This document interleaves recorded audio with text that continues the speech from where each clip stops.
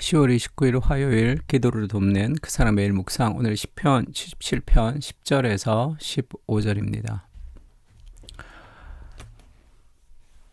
12절에 보면 또 주의 모든 일을 작은 소리로 읊조리며 주의 행사를 낮은 소리로 되뇌이리이다 라는 구절이 있죠. 지금 하나님 왜 이러십니까? 왜 내가 이해하지 못하는 일들이 인생 가운데 생깁니까? 시편 기자가 그렇게 원망도 했다가 지금은 하나님의 말씀을 내가 묵상하면서 내 생각을 붙들겠습니다. 그렇게 기도하는 장면입니다. 그래서 주의 모든 일을 작은 소리로 읊조리며 라는 제목으로 말씀을 좀 나누려고 해요. 읊조린다는 것은 묵상한다고, 암송한다는 뜻입니다. 첫 번째는 하나님의 역사를 지속적으로 묵상하는 것이 우리의 생각을 바꾸는데, 우리의 감정을 바꾸는데 도움이 됩니다. 마틴 로이드 존스 목사님이 영적 침체에서 그렇게 얘기했죠. 내 자아가 나에게 말하는 것을 듣지 말고 내가 내 자아에게 말을 걸으라. 많은 사람들이 자신의 생각과 감정에 매몰되는 이유는 그 진리가 아닌 것을 믿기 때문에 그런 거죠. 내가 화나는 거, 내가 분노하는 거, 그리고 내가 시기하는 거, 여러 가지 그 모든 것들이 검증돼야 되죠. 진리 안에서 검증이 될 필요가 있습니다. 그래서 선한 분노인지 악한 분노인지 그 다양한 것들을 좀 분석할 필요가 있는데 우리의 감정을 그대로 다 믿기 때문에 삶에서 힘든 거죠. 감정이 분노가 일어나면 분노가 일어나는 대로 표출하고 그 다음에 그 분노를 재우기 위해서 뭐 다른 대체물을 가지고 뭐 그런 식으로 해서 맛있는 걸 먹거나 뭐 게임을 하거나 뭐 그런 식으로 자기의 감정이 이끄는 대로 감정을 달래기도 하고 그 감정이 주인이 되어서 살아가는 경우가 많습니다. 그러면 결국 좋지 않은 열매를 맺을 수밖에 없죠. 감정대로 살아서 좋은 결과가 나오지는 않습니다. 감정대로 살고는 싶고 좋은 결과가 나왔으면 좋겠다는 생각을 하는 것이지만 그렇게 되지는 않아요. 한쪽 끝을 잡으면 다른 쪽 끝이 딸려오는 건 당연한 거죠. 그래서 그 생각과 감정을 변화시키기 위해서 필요한 것은 새로운 생각이 우리 안에 들어와야 되는 거죠. 그것은 하나님의 말씀입니다. 진리가 들어와야 되는 거죠. 그래서 10절에 또 내가 말하기를 이는 나의 잘못이라 지존자의 오른손에 해 곧 여호와의 일들을 기억하며 주께서 옛적에 행하신 기이한 일을 기억하리이다. 하나님께서 이스라엘을 향해서 베푸신 은혜, 하나님이 내 인생 가운데 함께 하셨던 그 은혜를 기억하는 거죠. 지금은 그렇게 느껴지지 않아도 하나님이 내게 베푸셨던 은혜를 기억하면 그러면 신뢰할 수 있으니까 또 주의 모든 일을 작은 소리로 읊조리며 주의 행사를 낮은 소리로 되뇌이리이다. 지금 이 말은 하나님의 말씀을 묵상하고 암송한다는 뜻입니다. 그래서 유진 피터슨의 이 책을 먹으라라는 그 책에서 이 개가 이 뼈다귀를 막 할 듯이 개한테 뼈다귀 하나를 주면 반들반들 할 때까지 막 그 핥고 빨고 다 그렇게 하죠. 그렇게 하나님의 말씀을 묵상하고 그렇게 이제 하나님 말씀에 뛰어들 것을 이야기합니다.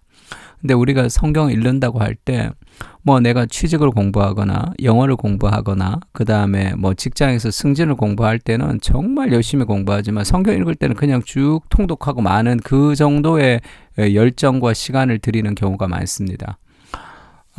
하나님의 말씀이 정말로 생명의 양식이고 내 영혼을 변화시키는 정말 귀한 중요한 말씀이라면 온 힘을 그곳에 드리고 써야 되는 거예요.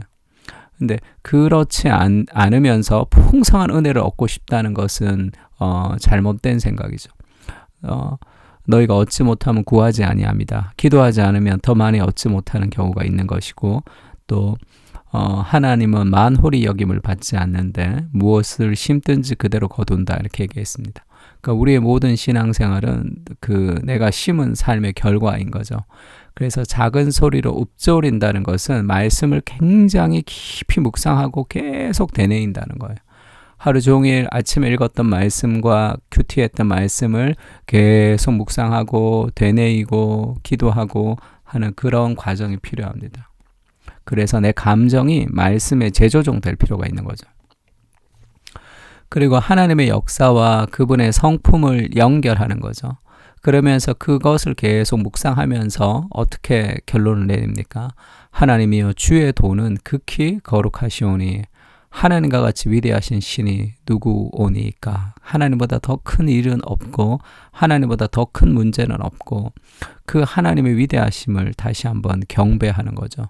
주는 기이한 일을 행하신 하나님이시라 민족들 중에 주의 능력을 알리시고 주의 팔로 주의 백성 곧 야곱과 요셉의 자손을 속량하셨나이다. 하나님의 능력으로 이스라엘을 구원하셨던 그 출애굽의 당시의 은혜를 깊이 기억하면서 오늘 내 삶에 일어나는 수많은 문제들도 하나님께서 인도하실 수 있다라는 삶의 확신을 가지는 거죠. 하나님의 때에 하나님의 역사가 이루어질 수 있다라는 그 삶의 확신을 가지면서 삶의 문제들보다 더 큰 사람으로 살아갈 수 있습니다. 하나님이 내게 베풀어 주신 그 은혜가 그분이 어떤 분이신지를 연결하는 거예요. 그러면 나를 위해서 자신의 아들을 내어주신 분이 내 인생에 좋지 않은 것을 주실 리가 없다라는 확신을 가지는 거죠. 아무리 좋지 않은 일이라도. 그래서 뭐 꼬이고 힘든 일이 있어도 더 크신 하나님의 계획의 일부임을 우리가 믿을 때 우리는 흔들리지 않고 주님의 길을 걸어갈 수 있습니다.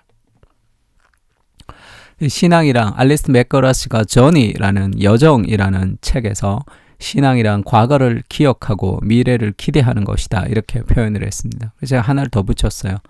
신앙이란 과거를 기억하고 미래를 기대하며 오늘을 기도하는 거죠. 오늘 기도하는 겁니다. 기억을 하고 기대하며 오늘을 기도할 때 그 풍성하신 하나님의 세계가 내 것이 되는 거죠. 그리고 내 인생을 가장 아름답게 인도하실 그 하나님에 대한 소망이 여기 생기는 거예요. 나를 절망시키는 수많은 사건들 속에서도 갈라디아서에 보면 그렇게 얘기합니다. 어리석도다 갈라디아 사람들아 예수 그리스도께서 십자가에 못 박힌 것이 너희 눈에 밝히 보이거늘 누가 너희를 꾀더냐. 그러니까 그리스도의 십자가가 밝히 보인다는 게 지금도 눈으로 선명히 드러나고 있다. 이 의미가 있습니다. 그러면 그런데 왜 다른 데로 가느냐? 그것을 지속적으로 우리가 바라보지 못하는 거죠. 복음을 계속 생각하고 적용하지 못하기 때문에 흔들릴 때가 있습니다. 히브리서 12장 2절은 믿음의 주요 또 온전하게 하신 이인 예수를 바라보자 이렇게 얘기하죠. 그 예수님의 믿음의 주 할 때 이게 이제 믿음의 시작이라는 뜻이고 온전하다 할 때 그것은 이제 퍼펙트라고 표현되지만 끝을 났다 이런 뜻이에요. 그러니까 믿음의 시작과 끝이신 예수를 바라보자. 그러니까 늘 우리는 그리스도를 바라보는 것이 믿음의 시작과 끝입니다. 그래서 예수님을 닮는 것이 가장 힙한 삶이다. 그것이 가장 내가 원하는 삶인 것을 기억할 필요가 있어요. 그래서 믿음의 주요 온전케 하신 예수를 바라보자 할 때 그냥 바라보는 게 아니라 영어 성경에는 fixing our eyes on Jesus. fixing이라는 것은 이 고정하는 거죠. 못 박는 것 같이. 그러니까 그리스도에게 우리가 고정을 해야 되죠. 그는 그 앞에 있는 기쁨을 위하여 십자가를 참으셨습니다. 그러니까 우리도 주를 위해서 여러 가지 어려움들을 참아낼 수 있는 힘이 그 은혜에서 오는 거예요. 그리스도가 내게 베풀어 주신 희생에서 오는 겁니다. 예수님을 픽싱 하는 거죠. 계속 그리스도를 바라보고 묵상하는 삶이 결국 감정을 변화시켜요. 감정이 주인이 아니라 그리스도가 우리의 주인이 될 수 있도록. 말씀을 꾸준히 묵상하게 하옵소서. 말씀 속에 나타난 하나님의 성실하심과 열심을 배우게 하시고 등장인물의 인생 뒤편으로 일하시는 하나님을 기억하며 오늘도 내 삶 속에 역사하시는 하나님을 바라보게 하여 주시옵소서. 아브라함과 함께 하셨던 그 하나님께서 오늘 나와 함께 하십니다. 나는 성경의 인물처럼 하나님의 나라를 살아가고 있습니다. 주의 말씀을 붙들고 많은 장애물을 뛰어넘게 하옵소서. 아멘. 오늘도 우리 시편을 가지고 함께 기도했으면 좋겠습니다. 기도하겠습니다.